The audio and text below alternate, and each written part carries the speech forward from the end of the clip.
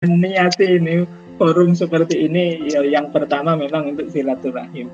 Saya tidak membayangkan nanti memberi tausiah apa atau materi apa itu. Kalau bahasa Jawa Timurnya ini nguyai segoro, ini isinya para alim, para ulama semua. Dan saya juga ahlinya kan filsafat, bukan ahli agama. Jadi kalau disuruh tausiah agak deg-degan juga ini tausiah tentang agama. Meskipun alhamdulillah hari ini bagi saya ini pertemuan integrasi, interkoneksi. Jadi ada hadrotul ilmnya, Bapak Ibu dari Saintek, ada hadrotul falsafahnya, saya dari filsafat. Nah, beliau Pak Yai Malik ini kan hadrotul nasnya. Jadi ini pertemuan integrasi, interkoneksi ini menurut saya. Kita forumnya pas. Baik, yang kedua selain silaturahim, saya itu tadi nawaitunya saya ingin ikut gembira, ingin ikut mengucapkan selamat pada teman-teman Saintek ya. Saya lihat istiqomah untuk ngaji min sedilah khatam itu luar biasa. Karena kalau tidak dipaksa seperti itu mungkin biasanya ya terus males ngaji sendirian. Tapi kalau bareng-bareng gitu kelihatannya lebih ringan. Dan mungkin seminggu sekali khatam itu bagi saya bisa istiqomah, itu luar biasa. Maka saya juga ingin berada, ingin mengucapkan selamat. Yang ketiga tentu saja karena ini forumnya menyambut Ramadan, saya ingin ikut gabung untuk seneng. Karena katanya kalau gembira, seneng menyambut Ramadan itu nanti jasad kita diharamkan untuk masuk neraka. Man fariha bidukhuli Ramadan harramallahu jasadahu alan niron. Ini kalau saya tidak salah, nanti kalau saya salah ngomong dalil mohon diingatkan. Semoga ini bagian dari kegembiraan kita menyambut Ramadan. Tapi begini, ingin saya garis bawahi Bapak Ibu, karena saya orang filsafat ya. Di filsafat itu tindakan apapun itu dilihat dari level nilainya. Orang itu bisa gembira ketemu sesuatu, orang itu bisa bahagia ketemu sesuatu, itu kalau dasarnya dia sudah senang, dasarnya cinta. Kalau dasarnya hanya terpaksa, dasarnya hanya kewajiban, atau mungkin lebih tinggi dari kewajiban, kebutuhan, itu biasanya belum terlalu gembira. Kita gembira itu kan kalau ketemu yang kita senangi, yang kita cintai. Kayak Bapak Ibu dulu waktu mungkin masih pacaran, masih sedang naksir siapa, itu kan kalau mau ketemu senangnya luar biasa. Maka kalau dalam bahasa filsafat itu nilai tindakan itu ada 3 level. Ada level kewajiban, ada level kebutuhan, ada level cinta atau level persembahan. Tentu saja yang menggembirakan itu kalau kita ada di level 3 ini. Kalau level 1 itu kewajiban, ya memang kita wajib sih. Kalau puasa itu kan kita wajib. Cuma kan kalau di level kewajiban ini rasanya puasa itu beban. Begitu datang Ramadan, wah ini mulai puasa lagi, ini harus wajib puasa lagi ini. Ini level tindakan paling dasar. Ya tidak salah, tapi orientasinya kurang tinggi. Kalau puasa hanya kita jadikan beban hidup. Nah, naik 1 level, ada level tindakan kebutuhan. Banyak loh orang seneng puasa karena dia butuh puasa. Mungkin alasan kesehatan. Ibu-ibu mungkin alasan diet. Wah, susah-susah diet, mending puasa saja lah, lumayan. Bisa diet sambil dapat pahala. Ini urusan kebutuhan. Kebutuhan itu mending daripada kewajiban, lebih ringan. Tapi, ya itu tadi. Kalau pamrihnya hilang, mungkin Bapak Ibu yang sudah langsing, sudah tidak lagi butuh mengurangi berat badan, itu nilai puasa tidak terlalu, nanti balik kewajiban lagi. Jadi kalau pamrihnya hilang bisa turun derajat. Tapi sudah alhamdulillah levelnya meningkat.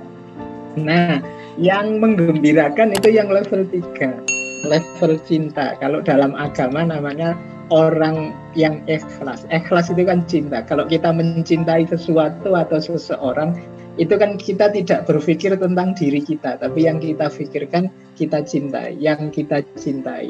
Kita ingin dekat terus dengan yang kita cintai. Kalau mau ketemu dengan yang kita cintai, betapa kita ini sangat gembira dan lain sebagainya. Maka man fariha ini kalau saya baca secara filosofis, itu bisa benar-benar lahir kalau kita memang suka dan cinta dengan Ramadan. Jadi tidak sekedar dia jadi beban hidup kita atau berbagai macam alasan hikmah kebutuhan kita tentang Ramadan, tapi memang benar-benar lillahi ta'ala kita memang suka dan cinta. Nah, maka kita latihan ya Bapak Ibu ya, saya juga mungkin belum nyampe makom itu, tapi kita bareng-bareng latihan. Kalau di tempat saya dulu di Jawa Timur, itu kalau menyambut Ramadan gini, bulan-bulan separuh Sya'ban terakhir itu ada tradisi namanya megengan. Megengan itu biasanya kalau di tempat saya itu semacam makan-makan bersama, bergilir dari rumah ke rumah sampai nanti menjelang Ramadan. Itu di tempat saya. Jadi megengan itu ya puncaknya biasanya sore hari terakhir bulan Sya'ban. Nah, ini menurut saya menarik. Jadi di tempat saya meskipun di desa itu ada tradisi yang menyentuh kita untuk sadar dan gembira dengan datangnya Ramadan. Ada tradisi megengan. Megeng itu kalau bahasa Jawa artinya menahan diri. Jadi ada istilah megeng, ada istilah ngengkerak, itu menahan diri. Itu maknanya persis dengan puasa yang imsak. Jadi ternyata simbah-simbah kita dulu dengan strateginya sendiri punya cara untuk membuat kita gembira. Oh, itu bagi saya zaman kecil dulu ini menggembirakan karena tiap malam itu bisa pindah-pindah dapat makan gratis. Oh, itu kan strategi mereka untuk biar orang jadi gembira. Oh, ini sudah mau Ramadan, kita bisa makan di mana-mana, ini muter-muter. Nah, ini kearifan lokal dari nenek moyang kita. Nah, begitu nyampe Jogja, saya ketemu lagi tradisi menurut saya lebih dalam maknanya menyambut Ramadan, meskipun kadang-kadang ada orang sinis, yaitu tradisi padusan. Nah, mungkin teman-teman sering dengar ya, kalau akhir-akhir mau Ramadan itu menjelang Ramadan banyak yang ke pantai, banyak ini tradisi padusan. Saya pernah meneliti, mencari-cari maknanya padusan ini dari mana ya.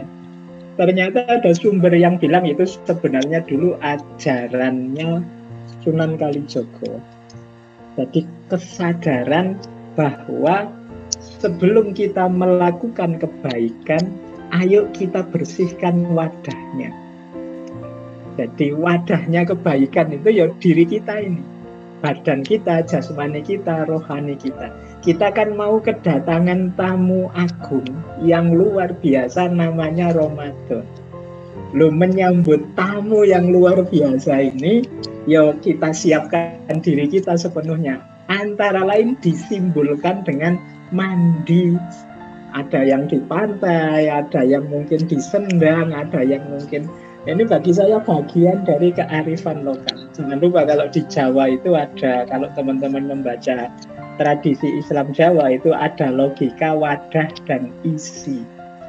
Jadi wadah dan isi itu tubuh kita, jasmani rohani kita itu hakikatnya adalah wadah.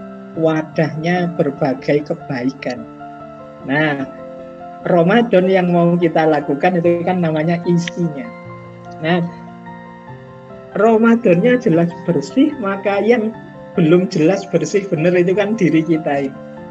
Maka kita ambil momen menjelang Ramadan itu terus ada tradisi namanya padusan. Yo, itu sebenarnya aktivitas simbolik saja. Yang maknanya kesadaran kita, yuk bersih-bersih diri. Diri kita ini mungkin masih banyak yang kotor-kotor, biar ketika Ramadan masuk, dia bisa klop dengan diri kita. Saya sering mengilustrasikan wadah dan isi ini ya Bapak Ibu. Karena kadang-kadang kalau wadah itu kotor, diisi hal-hal yang baik pun, yang baik yang masuk itu bisa jadi kotor. bisa jadi rusak. Misalnya ya, susu itu bersih, jernih, terus dimasukkan ke gelas. Kalau gelasnya ini ada racunnya, yang terjadi adalah susunya jadi susu beracun. Tidak mungkin jadi gelasnya bersusu, kan tidak mungkin. Yang jadi ya susunya jadi yang beracun. Nah, kebaikan itu sering juga begitu.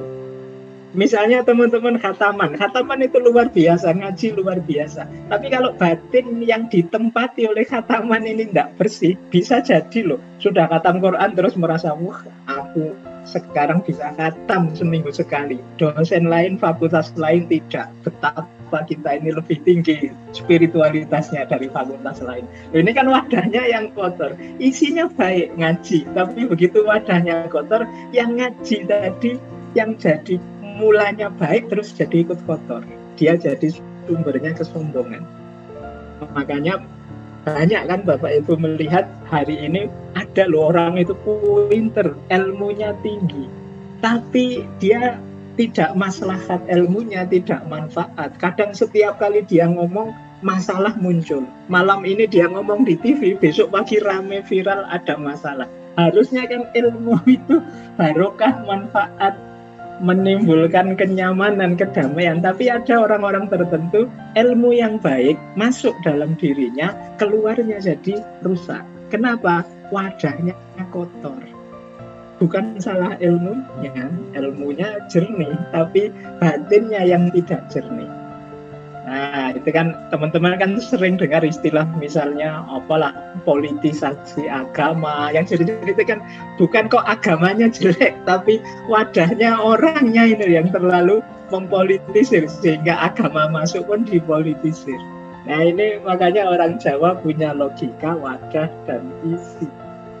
Dan disimbolkan dengan padusan tadi. Yuk, ini sebentar lagi tamu agung Ramadan datang. Wadah kita ayo dibersihkan. Ini sebenarnya momen saja untuk menciptakan kesadaran bersih-bersih diri. Jadi maka penting bagi kita juga begitu. Ayo kita bersihkan wadahnya. Jangan sampai Ramadan yang suci, Ramadan yang agung itu begitu masuk dalam diri kita berubah bentuknya, berubah wajahnya. Kesucian dan keagungan itu tidak terasa lagi. Saya tidak tahu ya, saya sering mengeluh tentang saya sendiri. Itu saya sejak kecil kan muslim, umur saya 40-an lah, anggap saja sudah 40 tahun saya puasa, tapi kok rasanya cuma jadi rutinitas saja puasa itu. Saya bayangkan kalau wawasan saya tentang puasa ini jalan semua, itu ya mestinya sudah luar biasa diri ini. Katanya kan puasa itu kan madrasah, itu berarti saya sudah sekolah 40 tahun di madrasah Ramadan ini. Harusnya wis ngalang-ngalai profesor lah ya spiritualitasnya. Kenapa kok tidak? Nah, itu mungkin perlu kita cari, kita gali lagi. Rasanya kok puasa ini cuma rutinitas saja tiap tahun, ya begitu lagi, muter lagi. Jangan-jangan ada yang salah. Pasti bukan salah puasanya, tapi wadah kita ini yang perlu dicek lagi, ada error di mana, ada salah di mana. Nah, mumpung ini ada momen ya Bapak Ibu, kita bareng-bareng ya. Jadi ini bukan tausiah, tapi kita saling mengingatkan saja, Wong yo. Saya juga merasa masih belum nyampe. Saya sejak zaman saya di madrasah itu sama ustadz-ustadz saya sudah diberitahu puasa itu menurut Imam Ghazali ada puasa awam, puasa khawas, dan puasa khawasul khawas. Itu pun sampai hari ini saya merasa menuju yang khawas saja masih pontang-panting. Rasanya puasa itu masih awam terus. Jadi ini kan menunjukkan sekolah madrasah puasa 40 tahun saya tidak naik kelas sama sekali. Masih belum nyampe ke khawas. Masih awal rasanya puasa ini. Nah ini maka Bapak Ibu yuk mumpung ini momen untuk kita muhasabah, mungkin momen gembira dengan datangnya Ramadan, sekalian mari kita bersih-bersih diri biar wadah kita jernih sehingga puasa itu nanti memang jadi fungsi perbaikan dalam diri kita. Baik, satu lagi ini yang saya ingat. biar enggak lama-lama ini Bapak Ibu kelihatannya banyak kegiatan, banyak acara, apalagi harus siap-siap menghadapi akreditasi. Keingat saya, dari saya membaca beberapa referensi tentang puasa, ada beberapa kalau bahasa artikel jurnal itu keywordnya puasa yang ini sangat esensial.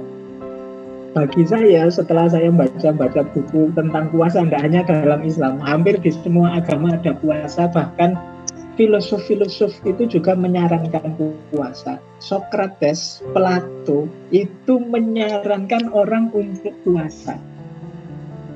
Jadi karena misalnya katanya Plato, kalau kita ingin pikiran kita jernih, ayo puasa.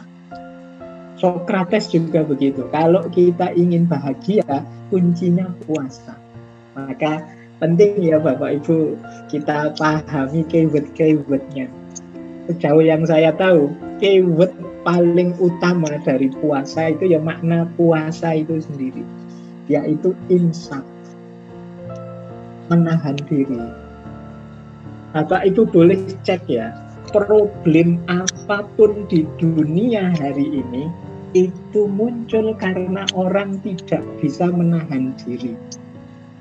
Termasuk perang Rusia dan Ukraina.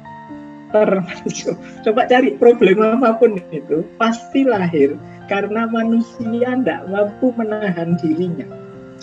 Boleh dicek konflik apapun,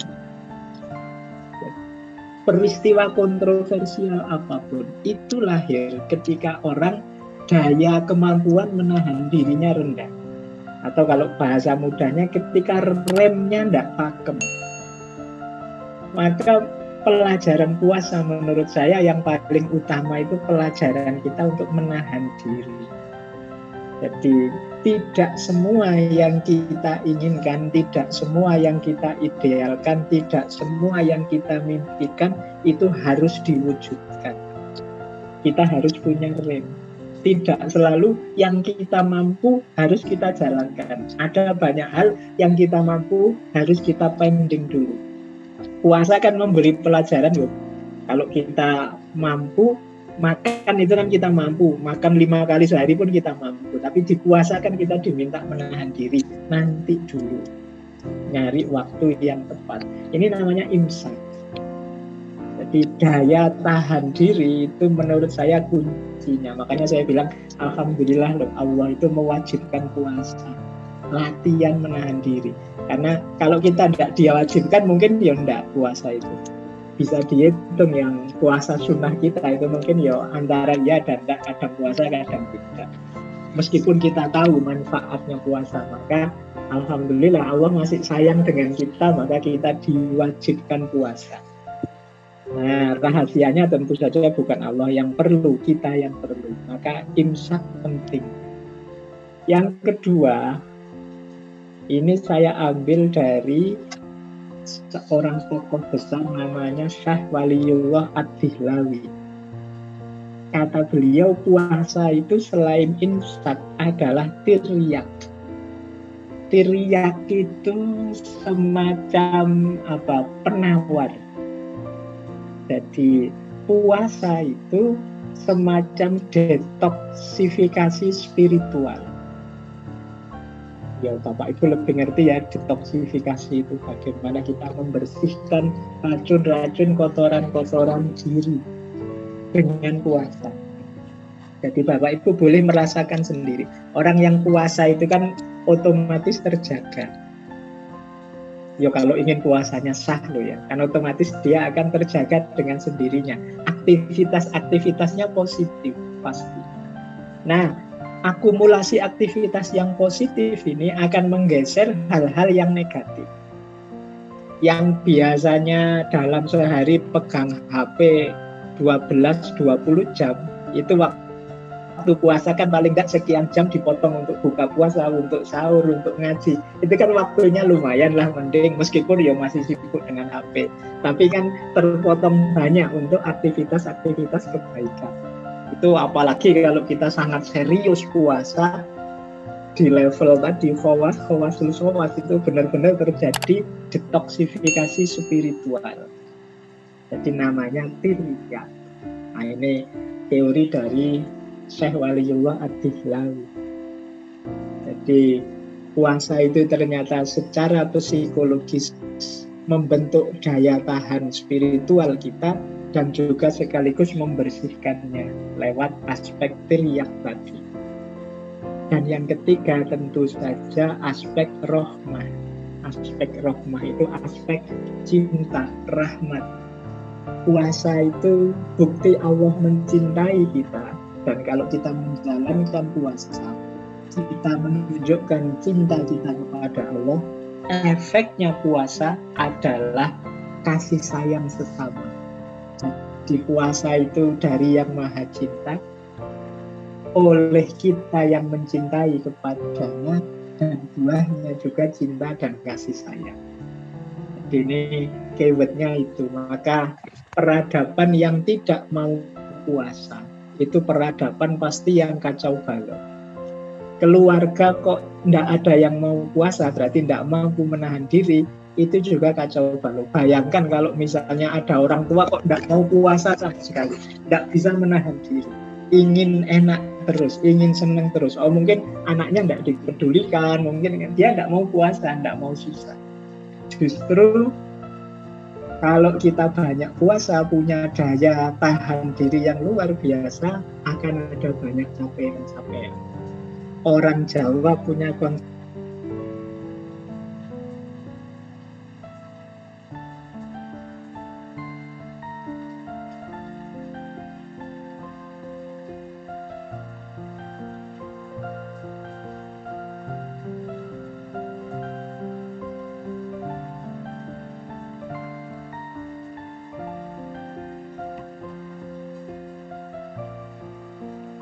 kayak orang tirakat, kayak orang puasa, yo melekan, yo stres, yo capek, dan lain sebagainya.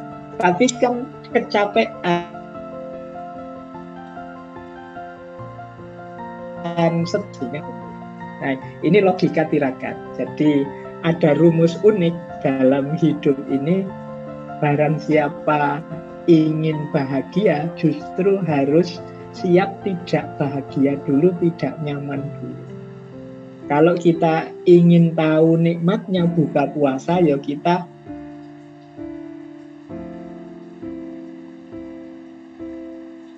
harus siap makan malam biasa tanpa kita puasa. Dengan makan malam saat kita buka puasa, mungkin menunya sama, tapi kan nikmatnya jauh beda. Itulah buka puasa. Jadi Bapak Ibu yang ingin sukses itu justru harus latihan menahan diri. Ini logikanya agak tabrakan dengan Barat. Kalau orang Barat itu ingin sukses, ya maju terus. Siapa paling cepat dia yang menang. Kalau di kita rumusnya beda. Justru kesuksesan, kebahagiaan itu akan muncul kalau kita mampu menahan diri. Jadi ini mungkin kapan-kapan kita lanjutkan yang membahas filosofi kebahagiaan dan menahan diri. Paling tidak malam hari ini menurut saya alhamdulillah kita gembira dengan segala macam nikmat dari Allah, gembira dengan datangnya Ramadan, gembira dengan Bapak Ibu bisa khatam Al-Quran, gembira dengan silaturahim kita, dan alhamdulillah malam hari ini forum kita lengkap. Karena seingat saya ada 3 majelis yang paling dicintai oleh Allah. Yang pertama majelis ilmu, yang kedua majelis zikir, dan yang ketiga majelis silaturahim. Dan alhamdulillah 3-tiganya kita lakukan malam hari ini, dan itu sesuatu yang patut kita gembirai. Baik, Bapak Ibu, saya kira itu ya, sedikit saja sapaan dari saya. Kalau tausiah pasti tidak ya Bapak Ibu. Saya kira sudah ilmunya semuanya sudah para alim ini, para ulama di bidangnya masing-masing. Dari saya sekian, kurang lebihnya mohon maaf. Wallahul muwaffiq ila aqwamit thoriq. Wallahu a'lam bishawab. Wassalamualaikum warahmatullahi wabarakatuh.